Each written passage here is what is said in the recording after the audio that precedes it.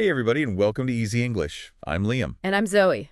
So today we're going to be diving deep into some really cool ways to learn English fast. Especially if you're just starting out. Yeah, exactly. Like if you're a beginner.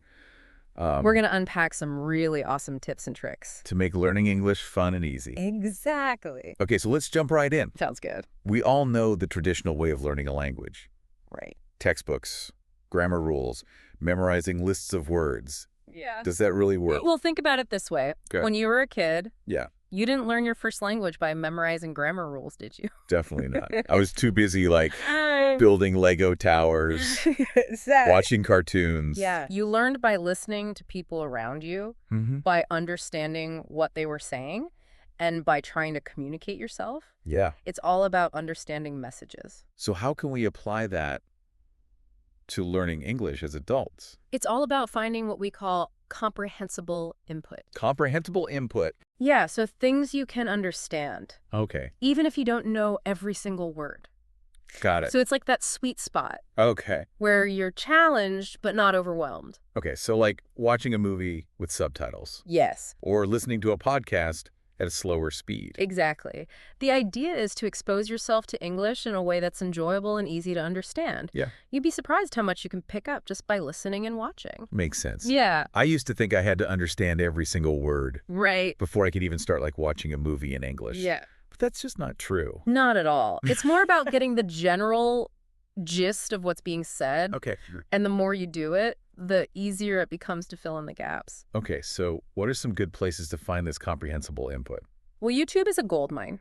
Okay. There are tons of channels specifically designed for English learners. Cool. Look for channels that use visuals, Okay. speak slowly and clearly, Yeah. and cover topics you find interesting. I actually came across this really cool method called the story listening approach, Oh, yeah. where teachers use pictures and drawings to tell simple stories in English. That's a fantastic example. By using visuals, it helps you connect the words with their meaning, Right. making it much easier to understand and remember. Yeah, Plus, who doesn't love a good story? exactly. Right. Okay, so we've talked about understanding messages Yes. and finding comprehensible input. But what about grammar? It can be so confusing. It's true that English grammar can be tricky. Yeah. But here's the thing. You don't need to master every single grammar rule before you can start speaking. So we don't need to spend hours memorizing verb tenses. No. Okay. Remember, we learn best through understanding messages. Right. When you're focused on understanding what someone is saying, Yeah. your brain naturally starts to pick up on the grammar patterns without you even realizing it. That's pretty cool. Yeah. It's like learning to ride a bike. You don't think about every single movement. You just do it. Exactly. And the more you practice speaking and listening to English, Yeah. the more natural the grammar will become. Makes sense. Yeah. Don't be afraid to make mistakes. It's all part of the learning process. That's such a relief to hear. Yeah. I used to get so caught up in I understand. trying to be grammatically perfect that I was too scared to even open my mouth. I understand. But remember, fluency is more important than accuracy, especially at the beginning. Okay, cool. Yeah. So we've covered understanding messages, finding comprehensible input, Yes. and not stressing too much about grammar. Exactly. What about learning new words? Do we still need to memorize vocabulary lists? Not really. The best way to learn new words is through, you guessed it, comprehensible input. You mean we can learn vocabulary just by watching movies and listening to podcasts? Absolutely. When you encounter a new word in context, it's much easier to remember its meaning. Yeah. Plus, it's way more fun than staring at a list of words. I totally agree. I've learned so many new words just by watching my favorite TV shows. In English subtitles. It's like a little treasure hunt. And those aha moments when you figure out a new word on your own are the best. Yes. They really stick with you. This is all great stuff. Yeah. So if we're not memorizing lists and cramming grammar rules, how do we know if we're actually making progress? That's a great question. And it's something we'll delve into more later in the show. Okay. But for now, just remember that language learning is a journey, not a race. I like that. Right. A journey, not a race. Yeah. Enjoy the ride. Enjoy the ride. I love it. Yeah. So before we were talking about how to learn new words without memorizing those boring vocabulary lists. Right. And we touched on something really important, which is how to track your progress in English. Yeah. Because if we're not using traditional methods like tests and quizzes, how do we know if we're actually getting better? It's all about noticing those small wins along the way. Small wins like, Think about it like this. Remember that movie you were struggling to understand a few months ago? yeah. And now you can watch it without subtitles and get most of what's being said. Oh, yeah, I actually did that with my favorite show the other day. I was surprised by how much I could understand. Exactly. That's a huge win. Or maybe you were hesitant to speak English before, but now you find yourself chatting with classmates or colleagues more confidently. That's a great point. I used to be so scared of making mistakes that I would just avoid speaking English altogether.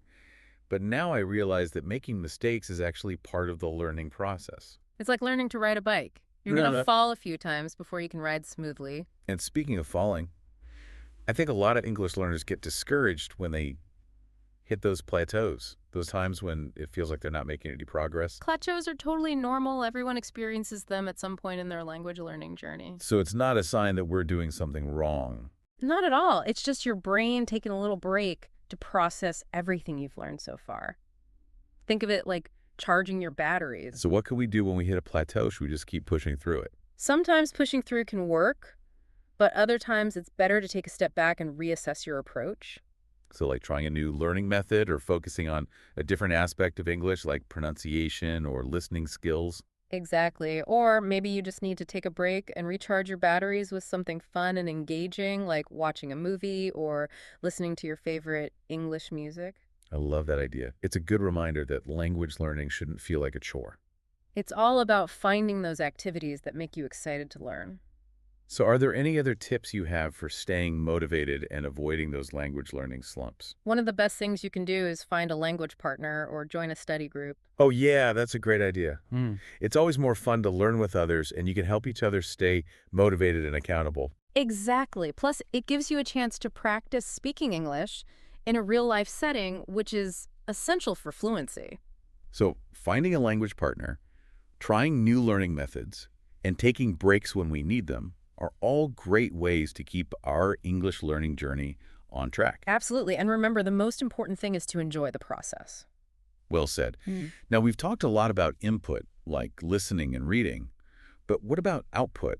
How do we actually get better at speaking and writing? Yeah. Now, we were talking about how important it is to actually use English, not just listen to it or read it. Right, yeah. It's like learning to play guitar. You can watch all the videos and read all the books. Right. But until you pick up the guitar and start strumming, you're not really going to improve. So how do we get over that fear of speaking and start using English in real life? One of the best ways is to start small. Start small. What do you mean?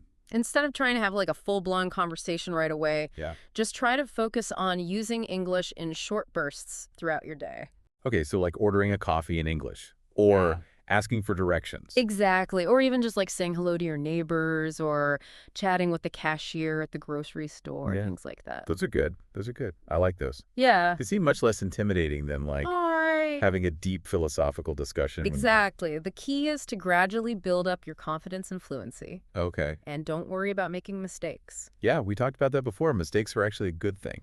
Absolutely. They're proof that you're learning and pushing yourself outside of your comfort zone. Okay, so we've talked about starting small, but what about when we're ready to take our speaking skills to the next level? That's when finding a language partner or joining a conversation group can be really helpful. We touched on that earlier. Yeah. But can you tell us a bit more about how to find those resources? Yeah, there are tons of websites and apps that connect language learners from all around the world. Oh, cool. Like what? Yeah. Well, there's HelloTalk, Tandem, italki, just to name a few. Okay. You can also check out local language schools or community centers. Okay, cool. Those are great resources.